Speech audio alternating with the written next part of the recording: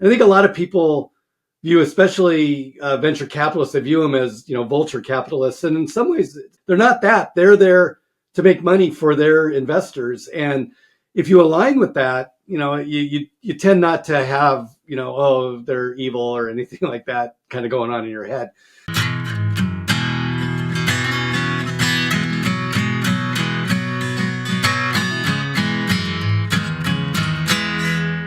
Hey, welcome to 10X Your Team with Cam and Otis. We're a father-son leadership podcast where we talk with other lifelong learners about making an impact and solving big problems. And we were just talking about, we were talking about a lot of crazy stuff, man. We were left, right, up, down, in the middle. I don't know. There was nothing in the middle in the green room, was there? I don't think so. No, I don't think it was all left, right, up, and down. Because, I just got a snow here in Colorado, did some plowing, which I don't mind. It's fun. And I got insulated coveralls and goggles and mittens, and that's the fun part. I'm going to go cut the grass shirtless this weekend. I'm just telling you. Grass, you ain't got no grass.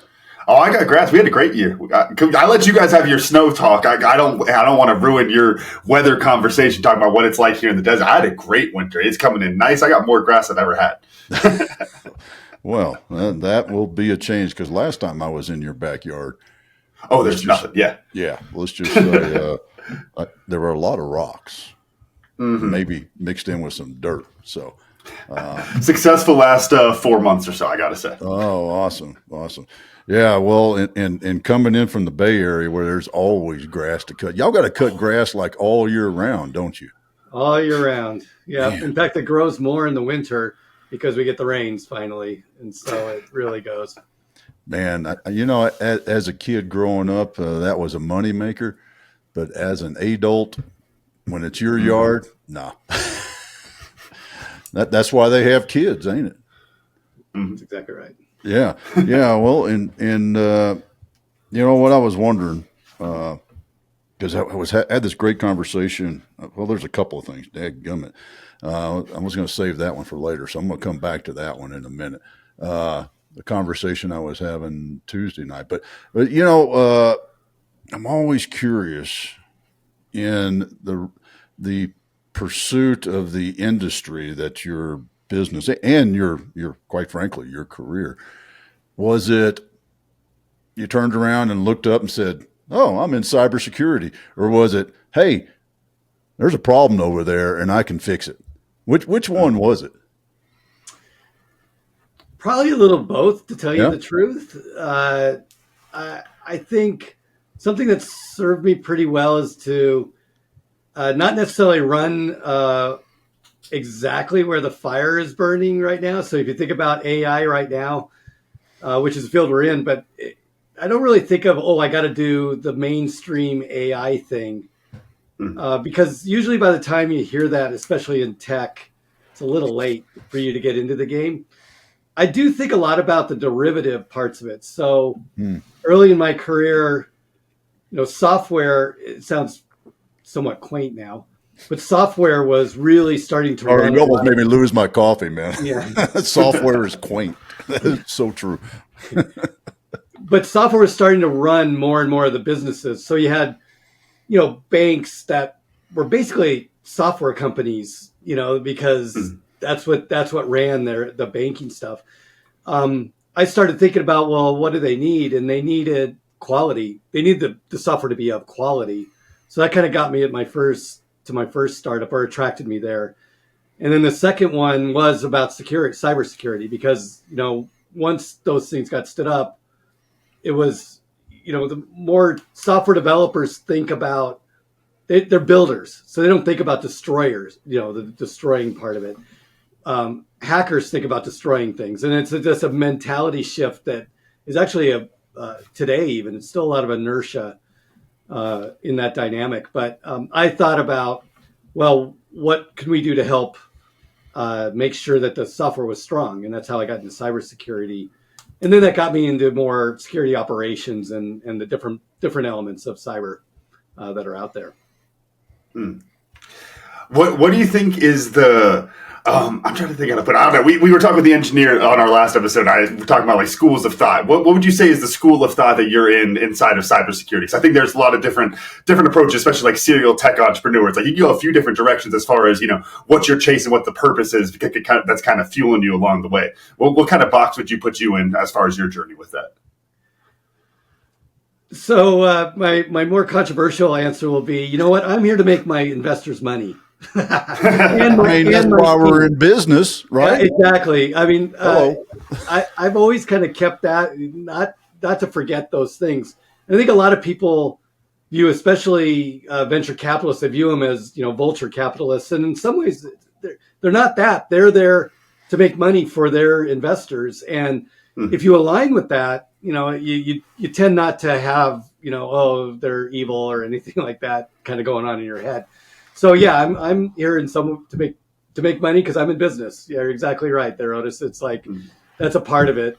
But I do think I like that I'm in a worthy area. I mean, we right now the adversaries, frankly, have the upper hand. They're being able to use the resources of an entire nation states, which wasn't really out there 20 years ago.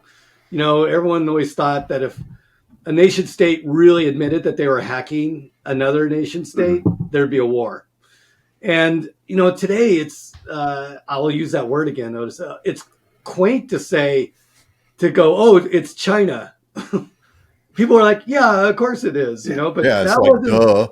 I know, that wasn't really out there a bunch of years ago. So, but I do think the bad guys kind of have the upper hand. And so there is an element of what we're doing is to give the defenders tools that they can use to help even the playing field a little bit. You touched on something I've always been curious. And actually, I've got a project I'm working on right now that kind of falls in line with this. So that's probably helping fuel the curiosity. The whole VC, PE, because you've had how many exits now? 3, 4? Yeah, 4. 4 exits, and then a couple that didn't. You didn't get out the door. Yeah, one didn't. Yeah. So when you think about that kind of funding, it's so important, right? I mean, that's how you scale, and that's how you move to the next thing, and the idea grows and all that. How did y'all match up? Just share a story of maybe one of those successful exits where you matched up to an M&A firm or a VC, however that went, to where y'all were like, okay, this is good. Not just the price, because it's gotta be right. Yeah. Real obvious one would be the first one that I co-founded.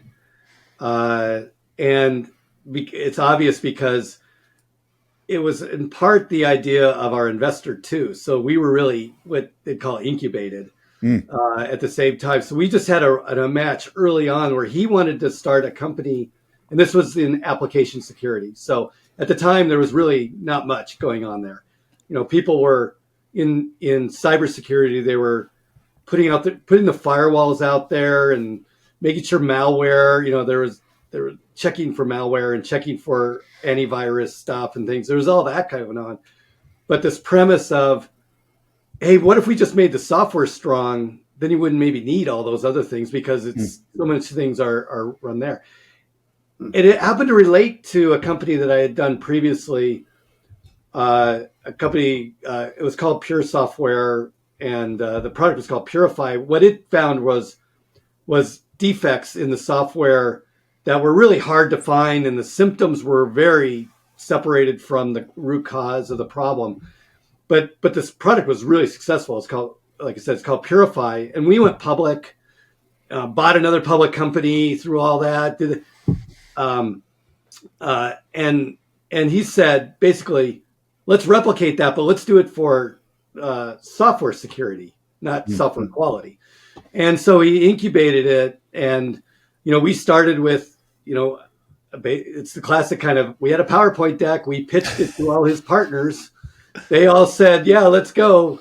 And they, at the time, they gave us enough to get through barely our first year. And we had to meet some milestones to kind of get there. And we did. We actually, exceeded those.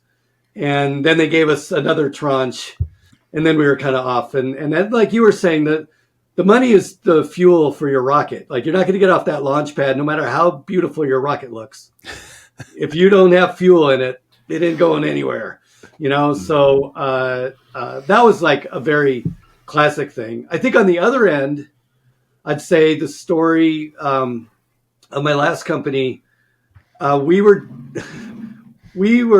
a product that was an AI assistant for people that are in large companies' security operations centers to try to detect if they were being hacked or if it was just noise. And that was before all this AI stuff. So AI was actually, you couldn't actually say it because people were like, I don't believe that stuff. Be like, nah, that's movie stuff, right?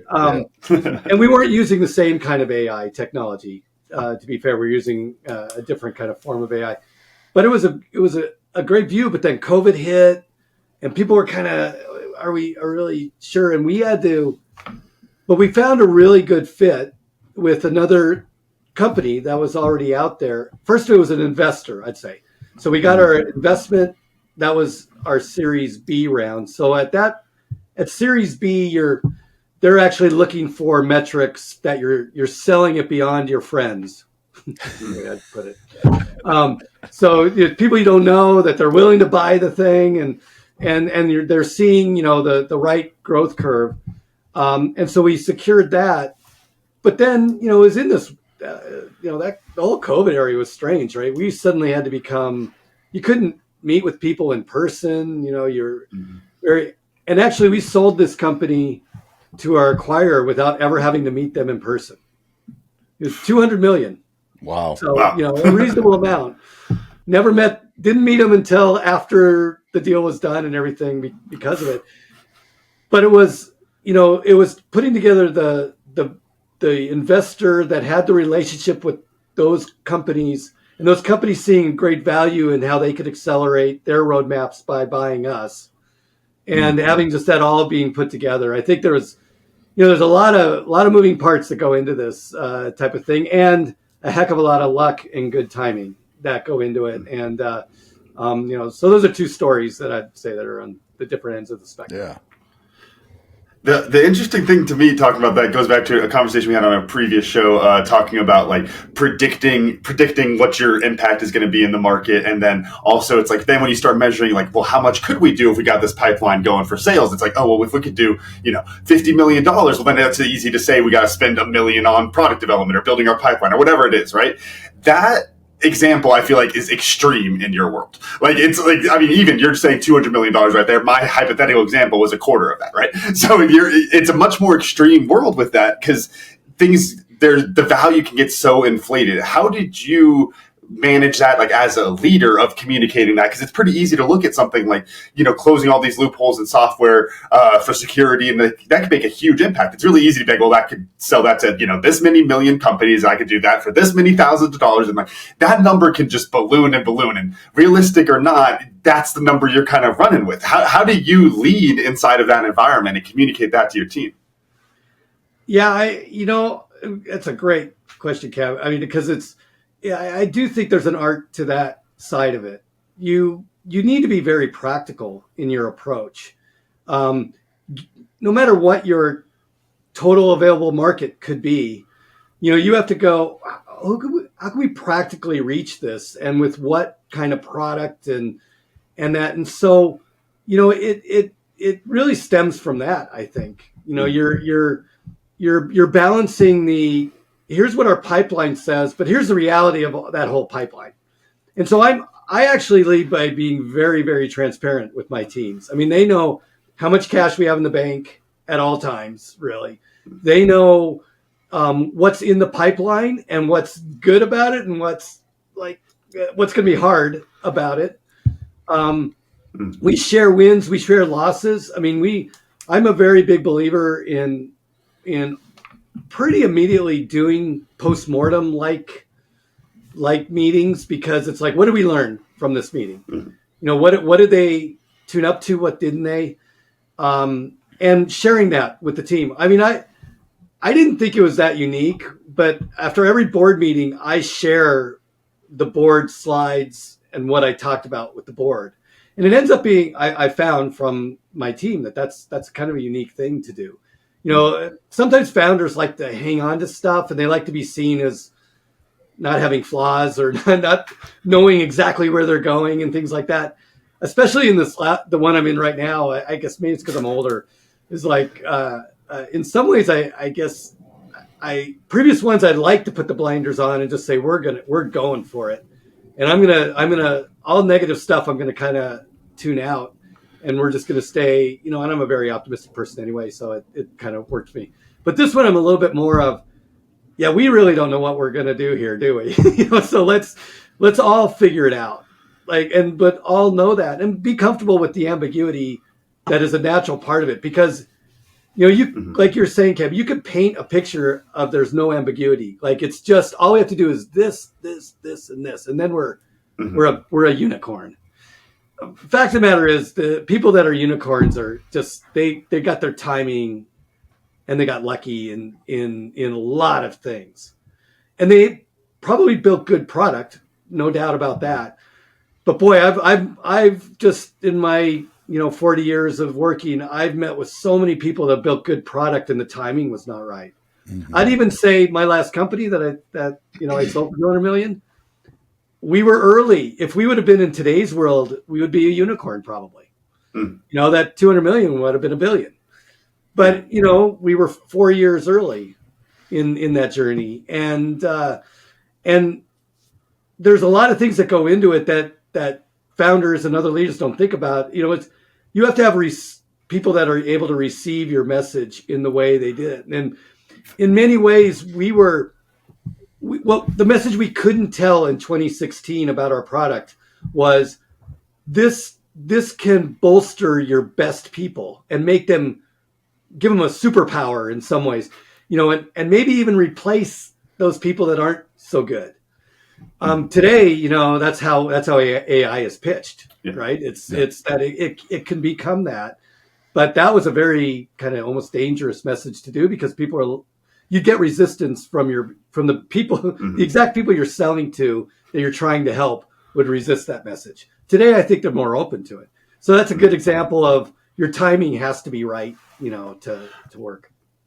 On the other piece, sorry, I want to zoom in on something on that. Yeah, because talking about like the predictions and the forecast and all of that, and the ambiguity there, I think you're spot on. Like the transparency is great. I'm not going to retell the story for the freaking 450th time that I joked about when I had Verbi my year as a startup, or as a tech startup, I guess. And I had a moment going to my CTO and saying, hey, like if we don't get sales by Friday, we're kind of done. And he didn't do shit for 3 days. It was like he was freaked out.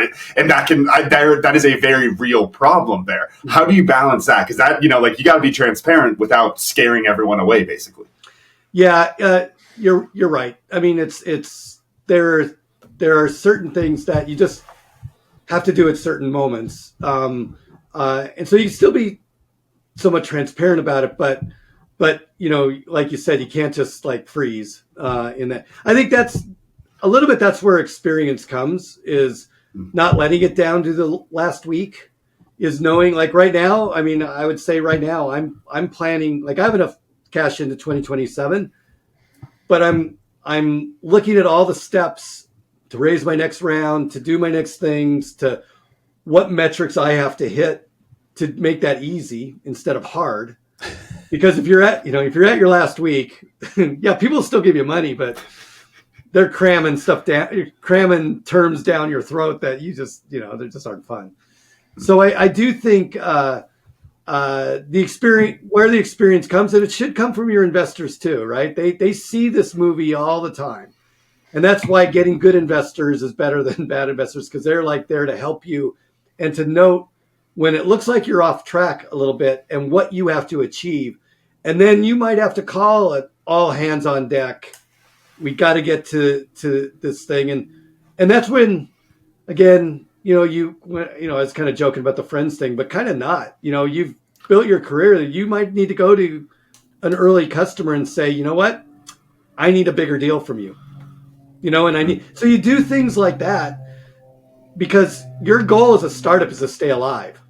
It is not, it's probably in part to your question there, Cam, was a little bit of, it's to dream a little bit that we're all going to be in this great place, but ultimately it's to stay alive. And I use that rocket ship kind of metaphor in some ways too. You have to realize you haven't, even if you blasted off of the launch pad, you are not out of orbit yet.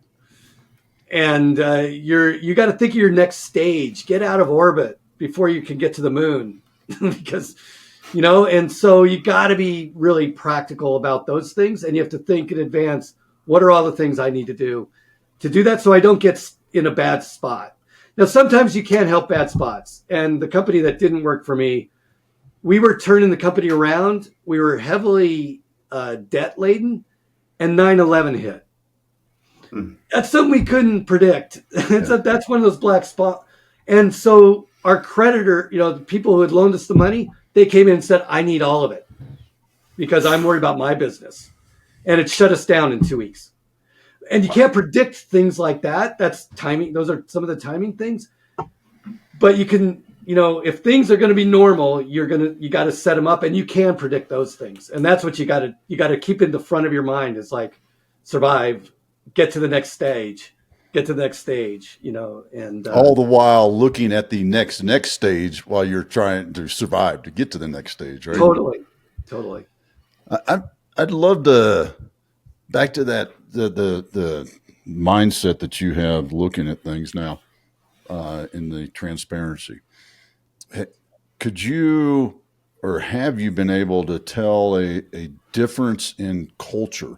Because what comes to my mind is that me personally, when I've seen organizations do that, be much more open in the sharing, the team comes much closer.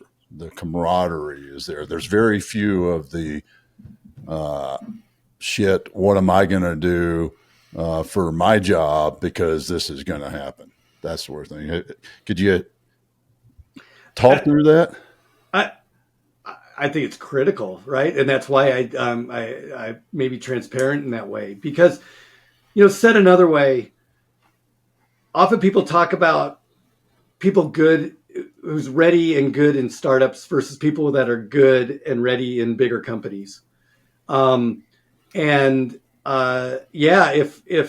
that kind of risk and that ambiguity doesn't suit a person, they're going to be super scared in in that environment like that. And so in some ways, the transparency helps to either get people comfortable or to realize they're not in a good situation. And maybe they need to get into a different situation. My co-founder, for the longest time, I tried to get him. He's a good friend of mine. We went to college together. We shared a lot of, social stuff together. I couldn't get him to come to the startups when I was doing them, even though I knew he would be really good in them. And it took me being in a large company, HP, where he was ready for a transition. So I got him to come to Hewlett Packard. And I told him after like a couple months, it's like, Robert, you work harder than any startup person I know. And so you're going to fit really well. So when the opportunity is right, let's start something next. And we did. And that was that last company. And he got very successful because of it, because I knew he would be. But I think your point is the culture is very important. And you do need to have a team that, and you're right, you can use some of it to pull people together because they see what's in front of them. And no one's kind of BSing them on what's going on. And you see, I've noted, because I've looked at different friends and different other people where it's the opposite. Like maybe the founder's holding on to information, not really transparent. And man, that causes a cancer in the organization because people are really wondering, well, what is going on and why didn't they tell us like where we're at and how much other people have a share of this company versus, and how much share did we just give this investor compared to what I own? There's lots of little angles like that. And I just think, I don't know, our parents or grandparents that told us honesty is the best, policy kind of thing. You know, these adages are around because they're true. And cliches are cliche for a reason. Yeah, exactly. That's what I was looking for. Cam. Thank you. Yeah. I wanted to shift gears, actually, going back to something you said earlier, talking, of course, cybersecurity. You said it's like the bad guys have the upper hand. I think there's a couple like pieces of that world that I would love to kind of drill into and get your perspective on. The first piece is something that I kind of refer to as like the 10% rule when it comes to things going wrong or people stealing and that kind of stuff. And it's this thing in businesses where you go like, look, does it cost me more than 10% to go stop this thing? Do less than 10% of people steal from us? Okay, we don't need to worry about it, type of thing. Now, if that was the approach to cybersecurity for people for a while, the landscape has definitely changed in the way where, because of ease of access with, whether it's AI assistant coding and like whatever, all sorts of different things that I don't freaking understand, there's so many things going in that direction where that 10% or whatever is now probably a higher number. It's more accessible to hackers. Those kind of things are becoming more accessible like that.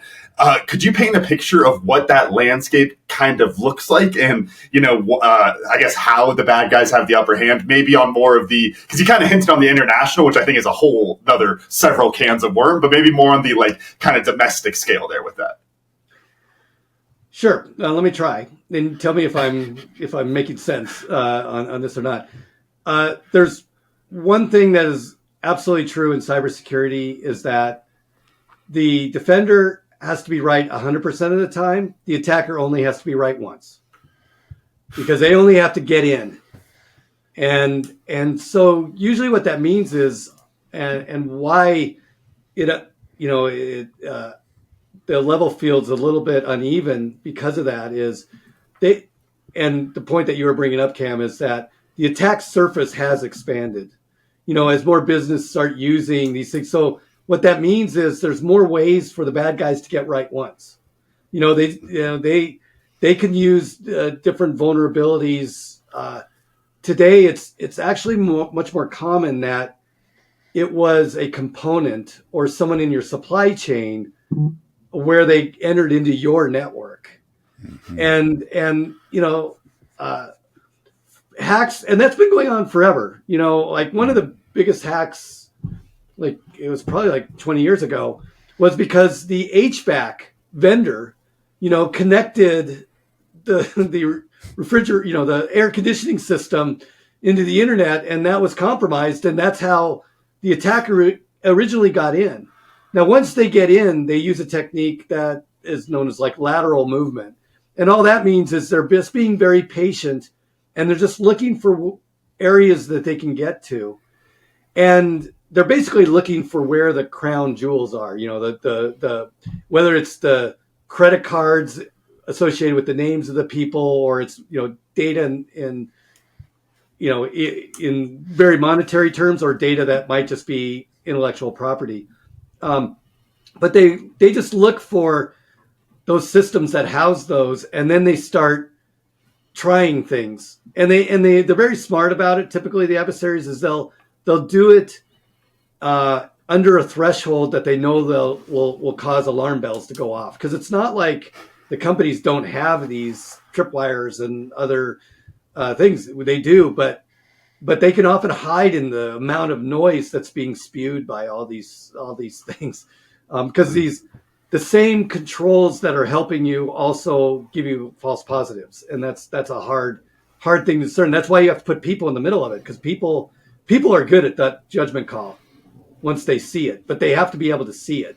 They have to see that forest through the trees, right? They can't just be looking at trees all the time, and that's where people aren't good. And that's frankly where the AI and other technologies are good at, right? They can look at all the details and look at patterns that kind of emerge from that about the attacker, because attackers go through campaigns as well. They have their own playbooks, just like hey, if I get in, I next will do these things, and I'll use these tools to do those things, and you can identify them through that. But because of the sea of data that everyone's dealing with, it gets very difficult, and that's why a bit of they have that advantage. So it's both the fact that they only have to get it right once, and once they're in, then they're usually very patient and very under the radar, on what they're doing. But at some point, they're going to start to do stuff, and they'll start to extract things or cause a problem if that's what their goal is, or steal something. And that's why in the other old I won't call it a cliche, but it's the same. The old adage in security is you have to have multiple layers of security, because you got to, if you don't catch them in one layer, you got to catch them in another, and that's just more prudent to do. So that's kind of the overall landscape right now is that. And the fact is, the reason I'm saying we're kind of more in a period of the adversaries having the advantages, they're using AI as well to make what they do both sometimes broader, so they can just have these agents out there searching for these vulnerabilities, and they can do that on a massive scale, and they don't have to be technical themselves. They can just prompt the AI, to build a tool, and there's black markets that have these tools and stuff too. So it's like to get this tool to go do that. And then secondly, they can also do it at a speed that is hasn't been done before. So the fact they can get in and get out really quickly is kind of the best way to think about it. It's super automated, and they can do that. And so it's going to involve better detection. But in my mind, the world of cybersecurity. This is what I'm getting to, Mike. I was about to say, because look, this feels like a halftime conversation. We're in the locker room. You just painted everything they did to screw us over in the first half. Now, what the hell are we going to go do in the second half to go get them? Because it doesn't look too good for us right now, Coach. Yeah, right. Yeah, we're down 20. I wouldn't say we're down 48-0, but we're down 21-0 here at halftime. It's not 0, but 3. I'll take the 3. Yeah. So the defenders are also, and the people that give tools to the defenders are also making use of this technology. I think it's we do a lot of detection today. Now, part of that you heard me say is a little of an issue where we're flooded with detection signals. And we really have to weed through those to figure things out. But there's a lot of detection. I think we've gone a little bit too far in detecting, just because our focus is detect things. Like, we have a bad guy doing something.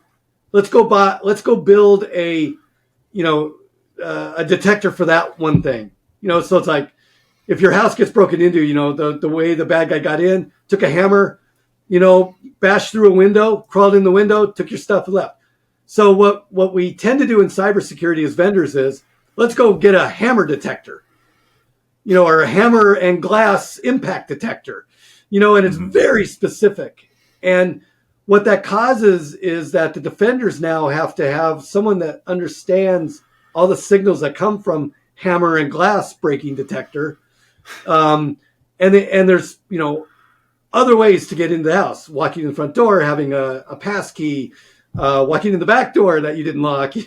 There's all sorts of other ways to get in, and you have to have detectors for that. I think there needs to be prevention measures, like you have locks on your doors that you lock instead of leaving them wide open. That maybe you have also maybe you don't use glass, maybe use bulletproof glass or something like that if it's really valuable. So they can't take a hammer because the hammer just bounces off. There's the prevention side that doesn't get as much publicity and vendors don't tend to go there. So it's about building programs that are sustainable and raise the bar basically on the attackers, because they'll always go to the easier targets. And so that's that side of it. Part of what we're doing right now is, I think, on that more prevention side and helping management develop programs that generally cause the resiliency to go up. And it may be a bunch of different ways to do that, but they know that their program is doing that, and they know where they're weak. And so they can shore those things up and that too. That's more of a preventative thing rather than just going and buying a tool, to stop something. So there's both those things are important. It's just, I think you have to invest in both. You reminded me, and I think it may have been a cybersecurity conference I went to in Denver years ago, and the one of the speakers was a former Army Ranger, and the way he explained it, the whole cybersecurity thing, it was the first time I'd ever understood it, and it's just fundamental. All we're doing is just using other tools to do the old school trench line defense in depth. What's your primary, your alternate, your contingency, all these sort of things. You have recon teams out. You have LPOPs, listening posts, observation posts. You have all these things in the physical defense. The guys in Ukraine are doing this shit right now, with against Russia, and our defense, our cyber defense is no different. And it also reminds me, I was having a conversation with a friend of mine not too long ago about drones, and it's the exact same thing. You're still following the fundamentals, and I think that's one of the things that people don't understand. They're like, oh, cybersecurity. Well, Norton antivirus or McAfee and that sort of stuff. But it's a true defense in depth, and like you said, they're going to go for the weakest point. They're going to probe. I mean, that's what happens in war. If we're the good guys, so the enemy, the bad guys, are going to come and they're going to look for a weak spot, and then they're going to exploit the weak spot, just like I would do. And so, how do you help clients truly start to understand this huge picture that, holy crap, without them freaking out and running out of the room? Most of them actually, even though their behavior might be to go and chase after the shiny new detector kind of thing, they do understand that concept of that. I think what we try to do is, and let's go really old now. So The Art of War by Sun Tzu says, know yourself, know your enemy, and you'll basically be okay at 1,000 battles. Mm-hmm. And I can pull it off the shelf if you want to double. Yeah, that's good, right? Because it's exactly what you said, Otis. It's still these fundamentals. We, I think, end up reminding them it's a lot about not just knowing the enemy and trying to get the detector, the thing that stops them. It's knowing about yourself and how much budget do you have, how skillful are your people, what defenses can you actually even take, and Cam, you started the whole thing off on what's even your risk tolerance, and how much insurance do you have, and if your insurance covers you, maybe you have a lot of tolerance for some stuff, and so you do have to take all those things into account, because that's the strategy of the battle, right? And so it's 100% like that, and so I just think people these days, think about the knowing yourself and being really honest. And it's not the moat that you built, or the, in the castle, the way you've designed it so that they get stuck in, some bad wall or some trench. It is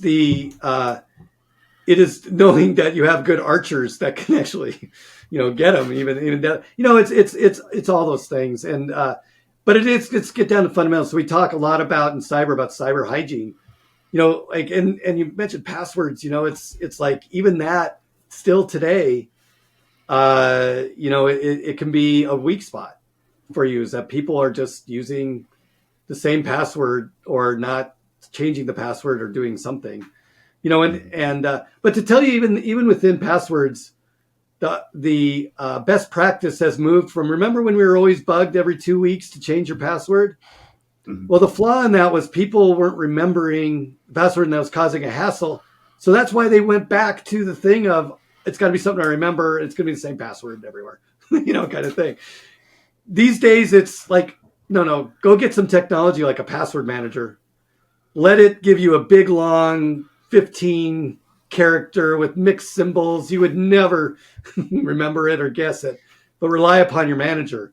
Now you just have to keep your manager safe, kind of thing. And but it's there's things that evolve even from that, but it's absolutely these fundamentals that you do keep reminding people of, because it's the truth. Because even the AI stuff, what the weakness they're looking for is typically a vulnerability that's been known for decades. Mm-hmm. It's not new stuff, but they found it. Or using this technology, it was found, it was discovered, and so then now they're able to exploit it. But it's because they never, someone didn't patch that particular machine, with the latest thing from the vendor. Yeah. Is there, and maybe a current example that we just don't think of, but from your perspective there is, or maybe future casting a bit. But Dad, your Ukraine war example that comes to mind for me is like the like weird porcupine tank stuff they're doing and all this crazy stuff, and it looks like it's like from like 100 freaking years ago. It's this crazy thing, but it's what's happening now. Like it looks like a freaking World War I thing, Dad. Like you said, trenches. Is there some like technological, not reset, but like older piece of technology that could come back to play in order to like simplify things and close a bunch of these cracks that you're talking about? Like coming back to, I don't know, the thing that came to mind was like somebody calling me and say, hey, are you really Camden? But I guess AI screwed that one up. So that one doesn't really work. But is there an example like that we might see of the technology kind of stepping back a bit to make it just a little bit simpler? Yeah, the image came to mind too is my daughter actually works for a drone company, and it's like the fact that tethered drones is the way that they're going because they can jam. It's like, yeah. It reminds me of you may remember this. You're about the right age bracket. Remember the radio? They were not radio controlled, string controlled remote model airplanes that you would just spin and you'd spin around on. Yeah. You're kidding. Oh my God. I did not know y'all had that. That's hilarious. Oh yeah. And you'd have to have techniques to not get dizzy. So but it was kind of cool. You had to think, but it's exactly that. Yeah. That was my generation too. Yeah. When you talk about that, it's about fundamentals. There absolutely are fundamental things that could come back and do that. Part of it, let me give you kind of one that people don't think about as much, but disaster recovery is this term for, okay, let's say we're completely compromised or, the power goes out. And that, disaster recovery kind of came by saving the business from power outages and things like that, or a hurricane, hitting or something like that. It's a truly disaster recovery. Those are the kinds of things that when you think about like ransomware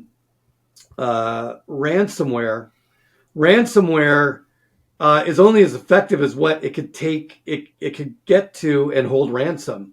And so actually, it ends up disaster recovery knowing you can limit your blast radius of these things because you've segmented your network for disaster recovery reasons. You've segmented it so that they have to cross big boundaries to get to those segments, and that's kind of an old school technique that was really an IT technique that is very valuable in cybersecurity because you've been able to do it. Also, just and again, learned from the military kind of side, but tabletop exercises is vital. You've got to practice things because it is not, it's not a great situation when, we've been hacked. So when we were acquired by FireEye, who soon split off to be Mandiant, we were in the middle of being acquired, and I get a telephone call from them that said, good news and bad news. Good news, we're still on track. We're going to announce this. Bad news is we just got hacked by the SolarWinds thing, and we're a security company. It was like, you start thinking, did the price just go down because of that? because it's a public company. It's like, ends up our leadership did a masterful job of turning what could be a horrible situation into what truly was the case, is that attacker group went a bridge too far by attacking FireEye Mandiant, because we had the right people that found it right away, could tell everybody else it affected exactly how to defeat it, to do all these things. And it actually limited the amount of impact that particular hack could have had worldwide. It caused, don't get me wrong, caused problems worldwide, but it could have been a lot worse. But it was because that team was used to practicing if this happened to us. And it's not just the technology, what happens there. It's very much about a PR, board members, CEOs, how they look, how they give confidence or not, so there's things like that are very old school in my feeling, that are very important in today's world, because it's, if you don't practice it, you're not going to be good when game time comes. Back to this 21-3. Now we're up to, now it's 17-21. There we go. Better now. Big fourth quarter. Well, you're making me flashback to my rugby coaching days, Camden. What's the answer here? Communication. There you go. Or protect the golden egg, or protect the golden egg. It's one of those two, but in this case, it's communication. That was the success of that, wasn't it? I mean, because what I thought of was Tylenol. Same thing. When absolutely, yeah. Otherwise, that company people would be like, Tyler, what? Right? I mean, because they did that exact same thing. They stepped up and said, "Hey, got to fix this." Yeah. Mike, there's one thing I wanted to ask about, because I think you have a, pretty unique perspective on, being the serial tech entrepreneur, is the shiny object syndrome. Because in our opinion, I've said this many times on the show, I strongly feel that you guys have the worst shiny objects, because you can create new shiny objects. You are on the forefront. You can write new code that makes an entirely new genre of shiny objects. We're stuck with the same old shiny objects and reiterations, all those kind of things. How the hell do you stay focused and not chase all of those new things or hear somebody else? Because there's also the whole race to be second thing in tech, which I think is really big also, of like, hey, they built this, we can build the second version and do it better. And that's a lot of things that can be very distracting. How do you stay focused? I'll give you maybe something that you wouldn't think of as doing this, but like the current strategy, we're in stealth mode right now, and it's because of, I expect 10 competitors as soon as I launch. Mm-hmm. Exactly, because people can replicate. They can't necessarily, if you're doing a good job, you probably have intellectual property that they can't replicate very easily. But to me, the hardest thing for anyone to replicate is execution, is how good you are at doing these things. So no matter what your game plan, if you're really good at executing, that creates IP that's really hard to replicate. So you want to give yourself enough time to be further along in that, instead of it being just about maybe the tech or something within that. So like maybe a strange kind of technique, not usually thought of, is if you can afford to, you stay in stealth for a long time, because like we're working with customers right now, and we're learning how to execute and then out execute people eventually, because and it makes sense. It's like how do you avoid getting distracted by all these projects? Well, I stayed in the shed. Like it's pretty simple. yeah. I mean, I think your point about the shiny object thing is true. It's in some ways, I did come out of my pseudo retirement there to do this new startup, because not many 60-year-olds that go in and do another startup, but the timing of this with AI being in its kind of this early phase, but has some acceptance. But I also see the promise of what it can do, and also wanting to be one of the leaders that thinks about the ethics of this technology, not just let it go and do whatever it wants, because And also to have people not think of it that way, right? They should think of it as a tool, not as someone they can call up and get advice from. I mean, that's just so wrong in so many ways. So, but that's where the shiny object is right now, to tell you the truth, right? It's like models that have empathy and things like that. It's like, but they don't. They have a slant that feels like it, but they don't have it. And so I think that the stay focusing is, and I also believe that the bubble is going to burst. I wish I knew when, because that would probably make me a lot more money than trying to do a company in this space. Yeah. No kidding. Yeah. But it's going to. I mean, history rhymes, as we know, and I was an executive in the Web 1.0 days. I went through all that. Very similar attributes that's kind of going on in the market. And so, and here's where I'm now going to finally tie it to your shiny object thing, is you have to stay focused on value to your customer, like real value, not, oh, I know you'd think it's cool and you'd buy it for a time. But in the end, if you had scarce amount of money, would you buy it? Does it really help you? Is it valuable to you? And that's where you that's where I think you have to stay focused is on that. And it's also easy. You get insulated a little bit, both because it's hard to reach customers, and you're in a startup and you're trying to create stuff. To have where the rubber meets the road is the other hard part. You got to get people to tell you honest answers about what you've got. Is it good or is it not? We just had one of our we call them design partners. One of our design partners kind of just tell us, it's like, we had this great notion about how we're structure our product and what price it would be. And so he's like, no brainer to buy that cheap one. No way I can't make that step up to your next level. I don't see it right now. And I also I can't get the money, and it doesn't make sense. If I'm getting all this value for a couple $100 a month, like why would I go to a few thousand a month? It was great to hear that. And it's like, yeah, we're broken there.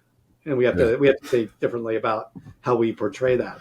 So it's like getting that feedback is the way to know if your object is shiny or not. It may not be as shiny as you think it is. Yeah.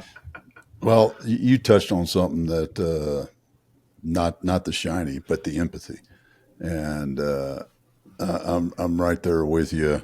And I get a twice a week email from Mark Manson, the guy who wrote The Subtle Art of Not Giving a Fuck. And I think I'm going to unsubscribe because you just validated my hypothesis.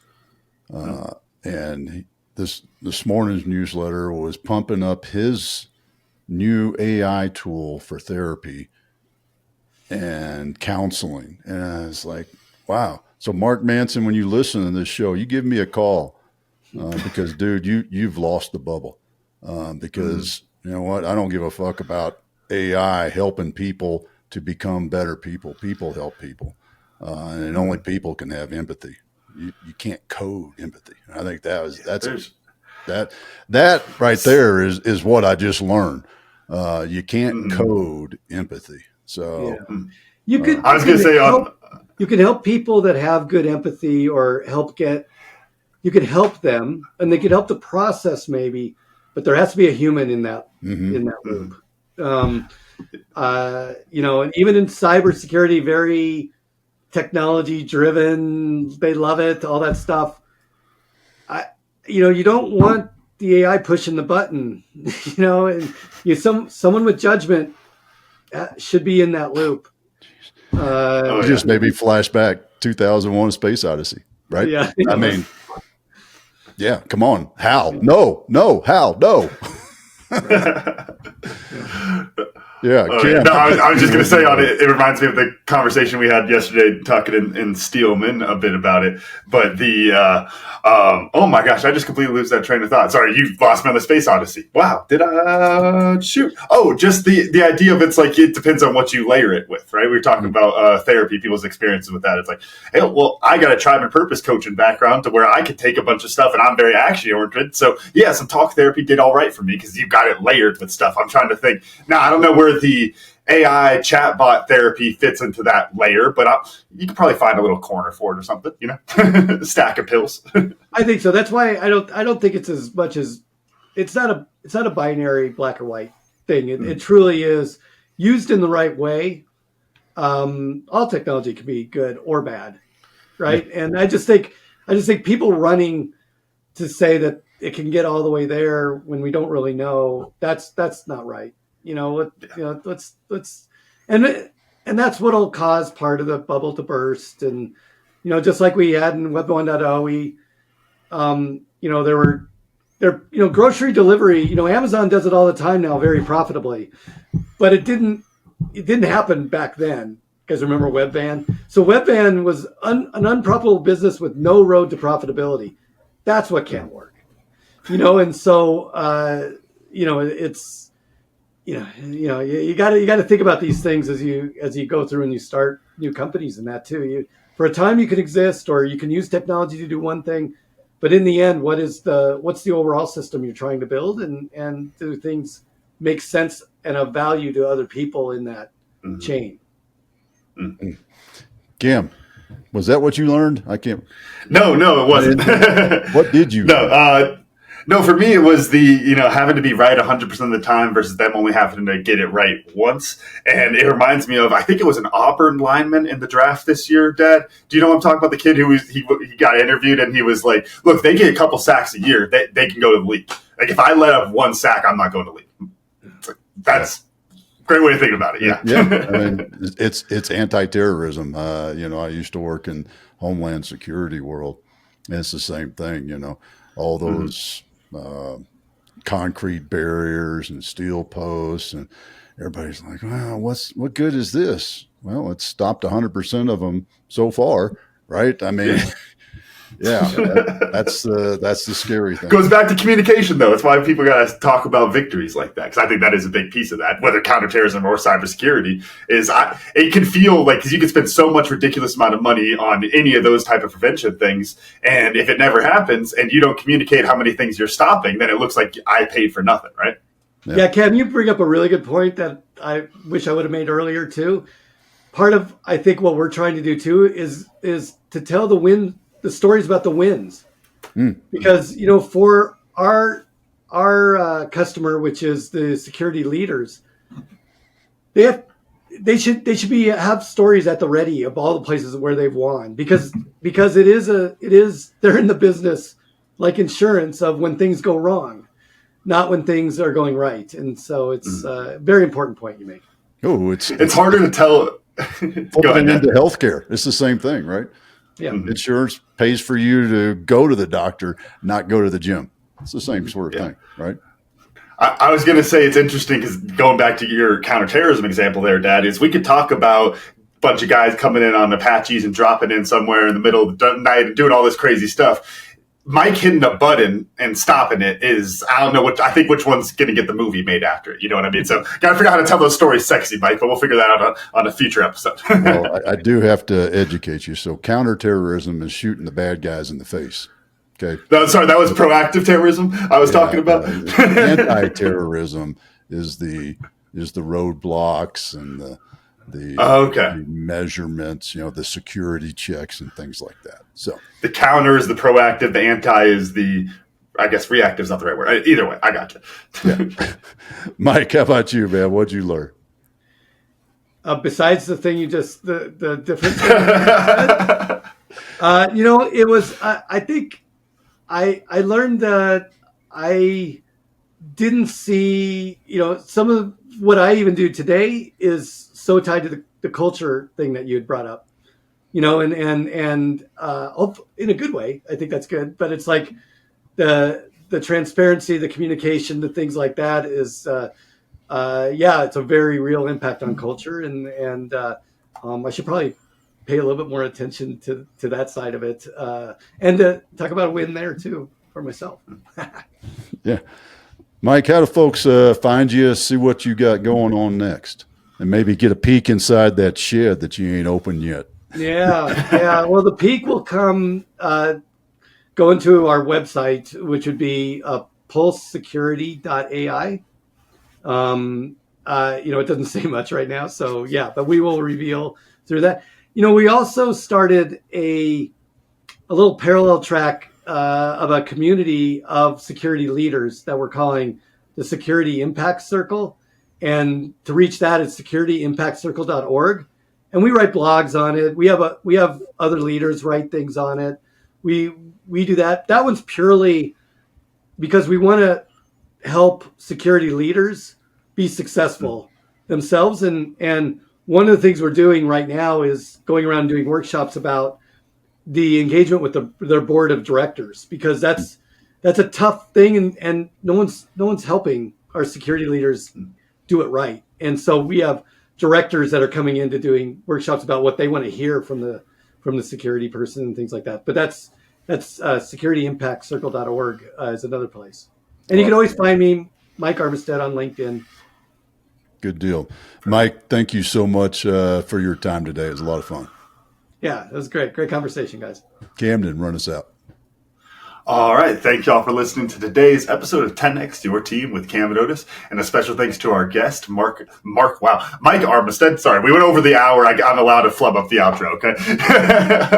For joining us today. Thanks, Mike. You can watch the full episode of the show on YouTube at 10X Your Team. And if you enjoyed today's episode, please make sure to pass it along to other lifelong learners in your tribe so that they can enjoy it too. Follow us on Facebook, Instagram, and LinkedIn. As always, that full archive of episodes available at www.10xyourteam.net. Thanks again, and we'll see y'all next time.